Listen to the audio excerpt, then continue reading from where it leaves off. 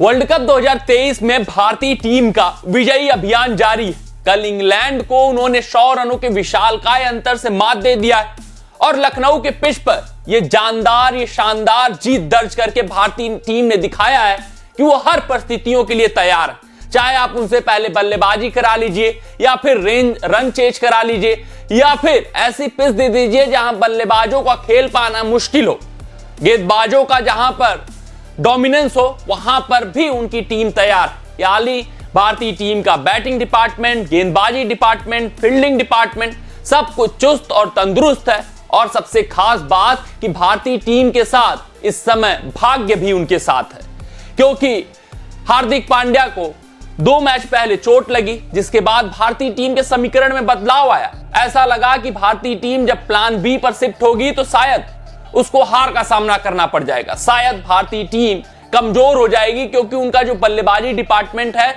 वो छोटा हो जाएगा, गेंदबाजी डिपार्टमेंट बड़ा हो जाएगा। लेकिन जब ये कॉम्बिनेशन सामने आया तो चीजें और सुदृढ़ होती हुई नजर आई, नई नई चीजें आई। 2 खिलाड़ियों की अब प्लेइंग 11 में वापसी तय हो गई है। आप भी समझ गए होंगे वो कौन से 2 खिलाड़ी हैं। हालांकि हार्दिक पांड्या की चोट ने 2 खिलाड़ियों की प्लेइंग 11 से छुट्टी भी कर दी है, लेकिन जिन 2 खिलाड़ियों की वापसी हो जाएगी प्लेइंग 11 में, अब उनके आने से भारतीय टीम काफी मजबूत हो जाएगा। भारतीय टीम का प्लेइंग 11 प्लान ए के तहत ही बहुत ही सुदृढ़ हो जाएगा, बहुत ही मजबूत, अनबीटेबल जो भारतीय टीम है और भी भयावह दिखेगी और भी खतरनाक दिखेगी, क्योंकि जो नया कॉम्बिनेशन प्लेइंग 11 का आया है हार्दिक पांड्या के आने के बाद, अब जो प्लेइंग 11 दिखेगी वो और भी खतरनाक दिखेगी। यानी कि हार्दिक पांड्या की चोट ने भारतीय टीम को और मजबूत कर दिया। हम देखेंगे अपने इस वीडियो में कैसे हार्दिक पांड्या की चोट ने भारतीय टीम को मजबूती प्रदान की है, 2 नए सितारों को उभारा है, और वहीं 2 जो आउट ऑफ फॉर्म खिलाड़ी हैं उनकी छुट्टी भी हो गई है। पहले बात कर लेते हैं अपने आउट ऑफ फॉर्म खिलाड़ियों की। श्रेयस अय्यर, ये भारतीय टीम के लिए मिडिल ऑर्डर में एक तरीके से बोझ बन गए हैं। जब से इन्होंने वापसी की है चोट के आने के बाद, एक मैच में जरूर शतक ठोका है और इस वर्ल्ड कप में एक मैच में अर्धशतक, लेकिन बहुत बेहतरीन पारी नहीं खेल पाए हैं। जो सबसे खास बात रही है कि ये शॉर्ट पिच गेंदों पे खूब स्ट्रगल कर रहे हैं और इसका फायदा अपोनेंट टीम बहुत ही अच्छे तरीके से उठा रही है। तो नंबर 4 का जो स्लॉट है वो भारतीय टीम का पुख्ता नहीं हो पाया, वहां पर मजबूती नहीं मिल पाई है। श्रेयस अय्यर ने निराश किया है इस वर्ल्ड कप में, अपने कैलिबर के अनुरूप प्रदर्शन नहीं आ पाया उनका। आप यहां पर देख लीजिए, इंग्लैंड के खिलाफ कल के मुकाबले में 4, उससे पहले 33, 19, एक पाकिस्तान के खिलाफ जरूर अर्धशतक आया था, लेकिन उस वक्त तक परिस्थितियां एकदम भारतीय टीम के अनुरूप हो गई थी, यानी कोई दबाव नहीं था, तो आसानी से सिंगल्स में श्रेयस अय्यर खेल रहे थे। चौके छक्के मारने की कोई भी जल्दबाजी नहीं थी, जिस कारण ये 53 रन आया है। शायद ये भी ना आ पाता, क्योंकि वहां पर फिर हरीश रऊफ अगर इनको टेस्ट करने लगते शॉर्ट पिच डिलीवरी से, तो फिर चीजें दिक्कतों का सामना करना पड़ता, चीजें बदल सकती थी। लेकिन ठीक है, एक मैच में अर्धशतक आया है, उसके अलावा 25, उसके अलावा 0। लेकिन ट्रेंड आप अगर देखेंगे, जितने मैचों में आउट हुए हैं सब मैचों में शॉर्ट पिच गेंदों का शिकार बने। सबसे खास बात यही रही है कि इनका जो शॉर्ट पिच गेंद कमजोरी बनकर उभरी है, ये भारतीय टीम को सता रही है। नंबर 4 का जो स्लॉट है वो अभी तक पुख्ता नहीं हो पाया है, वो मजबूत नहीं हो पाया। तो श्रेयस अय्यर एक भारतीय टीम के लिए सिरदर्द इस वर्ल्ड कप में बने हुए थे और बने हुए हैं। मोहम्मद सिराज ये दूसरे सिरदर्द। जब इन्होंने वर्ल्ड कप में प्रवेश लिया था तो ये वर्ल्ड नंबर 1 बॉलर थे ओडीआई रैंकिंग में, लेकिन इनका हस्र देखकर ऐसा नहीं लगता कि ये वर्ल्ड नंबर 1 गेंदबाज की तरह इस वर्ल्ड कप में गेंदबाजी कर रहे हैं। बुमराह अकेले अपने दम पर भारतीय टीम को विजय दिला रहे हैं, जीत दिला रहे हैं, लेकिन ये दूसरी तरफ से छाप नहीं छोड़ पा रहे हैं, खूब रन लीक कर रहे हैं। एक ये गेंदबाजी डिपार्टमेंट में कमजोरी बन बैठे हैं। हार्दिक पांड्या जब तक चोटिल नहीं थे तब तक भारतीय टीम कोई बदलाव भी नहीं कर सकती थी, क्योंकि जीत के कॉम्बिनेशन से आप छेड़छाड़ नहीं करना चाहते। आप अपना जो प्लेइंग 11 फिक्स कर लिए हैं, जो आपका प्लान है उसी हिसाब से चलना चाहते हैं। तो मोहम्मद सिराज को बहुत मौके मिले। कल का मुकाबला जहां पर सभी गेंदबाजों ने छाप छोड़ा तो ये रन लीक करते हुए नजर आए। शुरुआती ओवर में खूब रन लुटाया, मलान और बेस्टो ने इनके खिलाफ जमकर आक्रमण किया। 0 विकेट 33 रन देकर।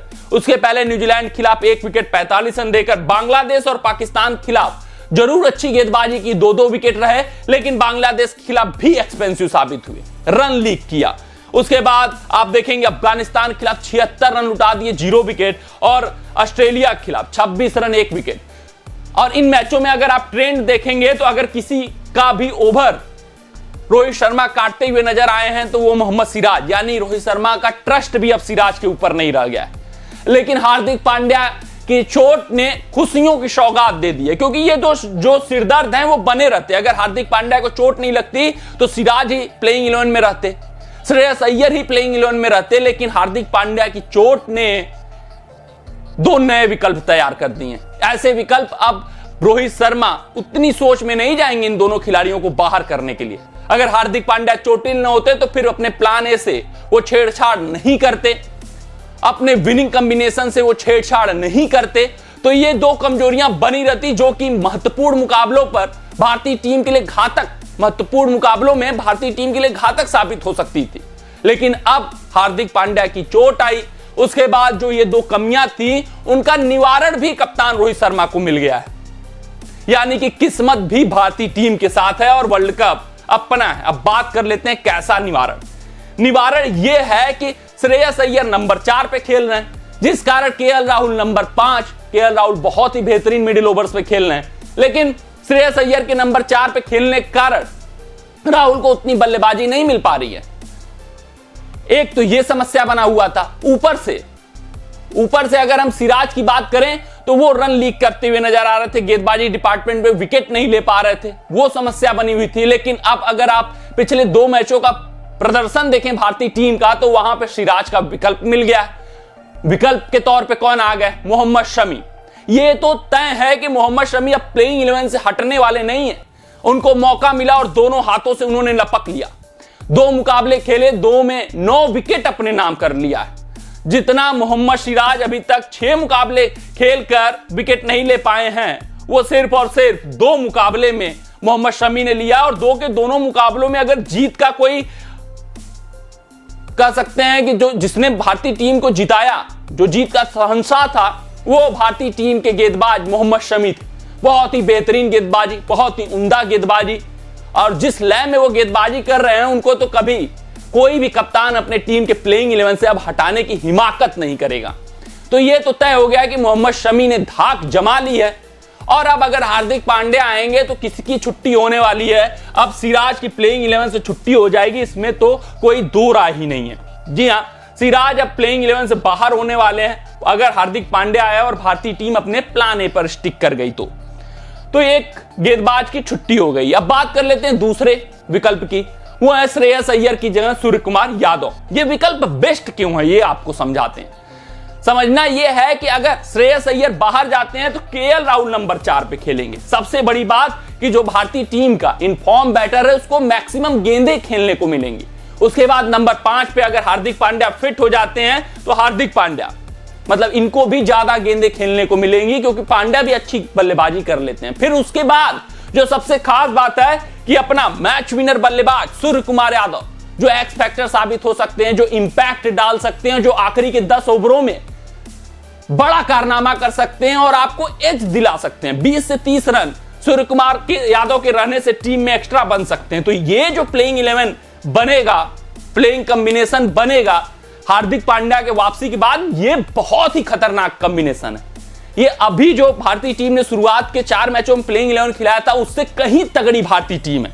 हार जीत तो अपने लगा रहता है कि हारेंगे जीतेंगे, कोई भी टीम आप खिला लो, आपका बुरा दिन रहेगा तो आप हारोगे ही। लेकिन अगर आप 15 मेंबर का स्क्वाड लेकर गए हैं तो बतौर कप्तान आप यही चाहेंगे कि आप बेस्ट प्लेइंग 11 लेकर खेलें। और भारतीय टीम का अगर बेस्ट प्लेइंग 11 पर हम नजर डालें तो वो कुछ इस प्रकार होगा। अगर प्लान ए के तहत भारतीय टीम स्टिक करती है, यानी 8वें नंबर तक वो बल्लेबाज रखना चाहते हैं, शार्दुल ठाकुर को बतौर बल्लेबाज खिलाना चाहते हैं, तो भारतीय टीम की नई प्लेइंग 11 जो बन के आ रही है, जो सबसे मजबूत इस 15 मेंबर के स्क्वाड में से प्लेइंग 11 बन के आ रही है, वो कुछ इस प्रकार है। रोहित शर्मा, शुभमन गिल ओपन, 1 डाउन पे विराट कोहली, 2 डाउन पे केएल राहुल। हमने आपको टैक्टिक्स समझा दिया कि केएल राहुल नंबर 4 पे क्यों इतने बेहतरीन बल्लेबाज हो जाएंगे। नंबर 5 पे हार्दिक पांड्या, नंबर 6 पे सूर्य कुमार यादव, 7 पे रविंद्र जडेजा, 8 पे शार्दुल ठाकुर, 9 पे जसप्रीत बुमराह या मोहम्मद शमी, 10 पे जसप्रीत बुमराह और 11 पे कुलदीप यादव। यह भारतीय टीम की नई प्लेइंग 11 होगी जो मजबूत दिखाई दे रही है, काफी ताकतवर दिखाई दे रही है और जो पुरानी प्लेइंग 11 थी उससे कहीं भी ज्यादा सुदृढ़ दिखाई दे रही है। तो भारतीय टीम अपने प्लेइंग 11 में बदलाव करने ही वाली है, क्योंकि जो अब नई प्लेइंग 11 बनकर आ रही है हार्दिक पांड्या के आने से, जहां नंबर 8 तक बल्लेबाजी होगी और उसके बाद जो भारतीय टीम के गेंदबाज होंगे उसमें बदलाव हो गया है। शमी को तो अब कोई नहीं हटा सकता। एक बार सूर्या और श्रेयस अय्यर में जरूर सोच में पड़ सकते हैं कप्तान रोहित शर्मा, श्रेयस अय्यर के साथ ही जा सकते हैं, लेकिन शमी को अब हटाने की हिमाकत तो कदापि नहीं कर सकते। इन्होंने अपना धाक जमा लिया है मोहम्मद शमी ने, यानी सिराज की छुट्टी तय है। अगर सूर्या को खिला लेते हैं, श्रेयस अय्यर को बाहर कर देते हैं तो फिर और भी मजबूत हो जाएगा भारतीय टीम का बैटिंग लाइनअप। तो ये नया प्लेइंग 11 बना है, किस्मत भी भारतीय टीम के साथ है और बस अब यही उम्मीद है कि 19 नवंबर तक भारतीय टीम अपना यूं ही विजयी सिलसिला जारी रखे और बड़े बड़े धुरंधरों को ऐसे ही धाराशायी करते रहे। तो आज की अपनी इस रिपोर्ट में बस इतना ही। आप सभी अपना ध्यान दें, सुरक्षित रहें, स्वस्थ रहें, मस्त रहें।